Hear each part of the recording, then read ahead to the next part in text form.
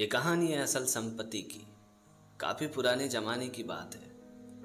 एक बार एक राज्य में एक महात्मा भ्रमण करते करते पहुंच गए। फिर वो महात्मा जी एक मंदिर में डेरा डाल के वहीं रहने लगे और रोज महात्मा जी शाम के वक्त प्रवचन सुनाया करते थे।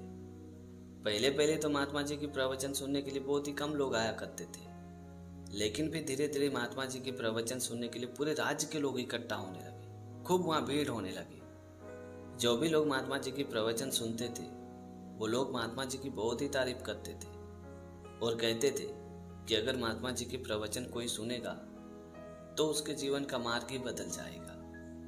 और इसी तरह महात्मा जी की प्रवचन की चर्चाएं पूरे राज्य में फैलने लगी और अंत में धीरे धीरे ये बात राजा तक भी पहुंची। तो राजा ने मन ही मन सोचा कि अगर महात्मा जी इतने अच्छे सत्संग सुनाते हैं तो मैं भी उनके सत्संग सुनने के लिए जरूर जाऊंगा।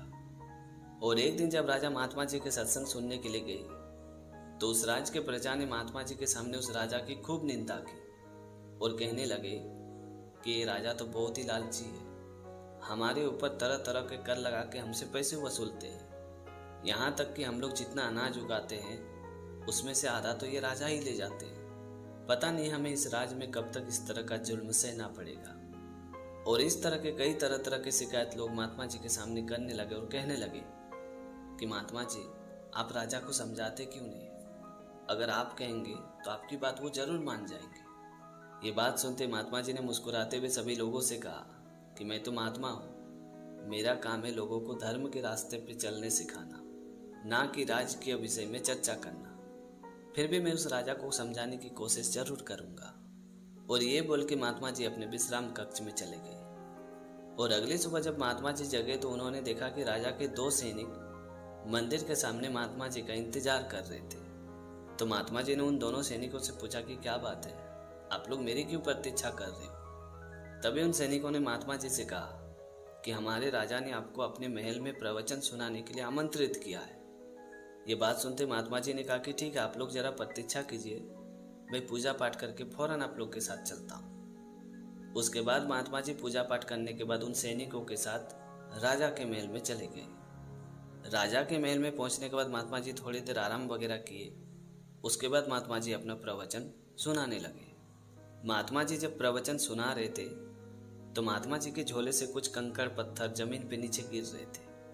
उन कंकड़ पत्थरों को देख के राजा को बहुत ही आश्चर्य हुआ। तो राजा ने महात्मा जी से पूछा कि महात्मा जी ये क्या है, आपने इतना सारा कंकड़ पत्थर क्यों इकट्ठा करके रखे हो? राजा की ये बात सुनते महात्मा जी ने मुस्कुराते हुए कहा कि मेरी ये संपत्ति है, मैंने इसे जमा करके रखा है। मरने के बाद इन सारे कंकड़ पत्थरों को मैं भगवान को तोहफे में दूंगा, इसीलिए इन सारे कंकड़ पत्थरों को मैं हमेशा अपने साथ में रखता हूँ। ये बात सुनते राजा ने हंसते हुए महात्मा जी से कहा कि महात्मा जी मैं तो आपको बहुत ही ज्ञानी समझता था। अगर आप जैसा ज्ञानी आदमी ये कहेंगे कि मरने के बाद भी कुछ ऊपर जाता है तो इस बात से मुझे बहुत ही हंसी आती है। ऐसा भी कभी होता है क्या? तभी महात्मा जी ने राजा से कहा कि अगर सच में ऐसा नहीं होता है तो तुम अपने प्रजा का खून चूसकर इतना धन इकट्ठा क्यों करते हो? क्या भगवान का तुम पर अलग से कृपा है जो तुम इन सारे संपत्ति को ले जाने के लिए भगवान से अलग से अनुमति लेके रखा हो, या फिर तुमने अपने कफन में बड़ी बड़ी जेब बना के रखे हो? महात्मा जी की बात सुनकर राजा को बहुत ही शर्मिंदगी महसूस हो रही थी और उन्होंने महात्मा जी को वादा किया कि आज के बाद ऐसा पाप मैं कभी नहीं करूंगा। इसीलिए कहते हैं कि अरब खरब जोड़िए, करिए खूब फरे, इसे रखोगे तुम कहाँ, नहीं कफन में जेब। तो दोस्तों छोटी सी कहानी में ये सिखाती कि लालच की सीमा का कोई अंत नहीं होता और ना ही इंसान की इच्छाएं कभी खत्म होती है। आप जो भी कमाओगे या जो भी इकट्ठा करोगे, मरने के बाद सारी की सारी यहीं पड़ी रहेगी, कुछ भी साथ जाने वाला नहीं है। तो क्यों ना धन इकट्ठा करने के बजाय पुण्य को जमा किया जाए जो हमारे साथ जाने वाला है। तो फिर उस अनुसार से जो हम अपने साथ ले जा पाएंगे वही सबसे बड़ी दौलत है। इसलिए अगर कुछ जमा करना ही है तो धन नहीं, पुण्य जमा करें। ये कहानी एक गुरुकुल की। एक गुरुकुल में हर रोज सवेरे सवेरे पूजा आराधना होता था, प्रसाद वगैरह चढ़ाया जाता था और ये प्रोसेस पूरा होने के बाद ही गुरुकुल का बाकी काम होता था। और एक दिन सवेरे सवेरे जब पूजा आराधना शुरू हुई, प्रसाद वगैरह रखा गया तभी एक शिष्य ने पूजा के बीच में ही गुरुजी को टोकते हुए पूछा कि गुरुजी, हमारे द्वारा चढ़ाए गए प्रसाद क्या भगवान स्वीकार करते हैं? अगर भगवान हमारे प्रसाद को स्वीकार करते हैं तो हमारा प्रसाद कम क्यों नहीं होता है? और अगर भगवान प्रसाद को स्वीकार नहीं करते हैं तो आखिर भगवान को प्रसाद चढ़ाया क्यों जाता है?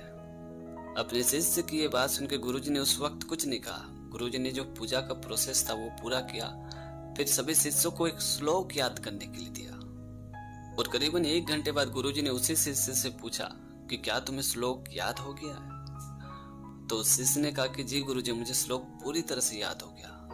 फिर उस शिष्य ने गुरुजी को वो श्लोक बहुत ही अच्छी तरीके से सुनाया। तभी गुरुजी ने अपना सर हिलाते हुए कहा कि नहीं नहीं, ये तो नहीं हुआ। तभी उस शिष्य ने जोर देते हुए गुरुजी से कहा कि गुरुजी, ये श्लोक बिल्कुल सही है और शुद्ध भी है, अब चाहे तो पुस्तक में देख सकते हैं। तभी गुरुजी ने पुस्तक को देखते हुए कहा कि श्लोक तो सारे के सारे पुस्तक में ही है, तो ये श्लोक तुम्हारे दिमाग में कैसे चला गया? गुरुजी की ये बात सुन के वो शिष्य पूरी तरह से चुप हो गया, जैसे उसके पास कोई जवाब ही नहीं था। तभी गुरुजी ने कहा कि पुस्तक में जो श्लोक है वो स्थूल रूप में यानी मोटे आकार में है। तुमने जब श्लोक को पढ़ा तो वो सूक्ष्म रूप में तुम्हारे दिमाग में प्रवेश कर गया और उसी सूक्ष्म रूप में वो तुम्हारे दिमाग में रहता है। और जब तुमने उस श्लोक को पढ़ के याद कर लिया तभी पुस्तक के श्लोक के आकार, रंग, रूप में कोई कमी नहीं आई। इसी प्रकार विश्व के सारे परमात्मा हमारे द्वारा चढ़ाए गए प्रसाद या कोई भी वस्तु को सूक्ष्म रूप में ग्रहण करते हैं और इससे वस्तु का आकार, रंग, रूप में कोई कमी नहीं होती है। उसी को हम प्रसाद के रूप में ग्रहण करते हैं। गुरुजी की ये बात सुन के वो शिष्य पूरी तरह से संतुष्ट हो चुका था और साथ ही उन्हें इस बात की खुशी हो रही थी कि गुरुजी ने उसे बहुत ही अच्छी तरीके से समझाया कि आखिर प्रसाद क्या होता है। तो दोस्तों, आज की कहानी आपको कैसी लगी कमेंट करके जरूर बताना, और अगर आपने हमारे चैनल को अभी तक सब्सक्राइब नहीं किया तो प्लीज यार चैनल को सब्सक्राइब कर देना, क्योंकि इस तरह का कंटेंट मैं हमेशा अपने चैनल पे लाते रहता हूँ। तो आज के लिए इतना ही, मिलते हैं अगले वीडियो में एक नई टॉपिक के साथ, एक नई कहानी के साथ। तब तक के लिए जय हिंद, वंदे मातरम।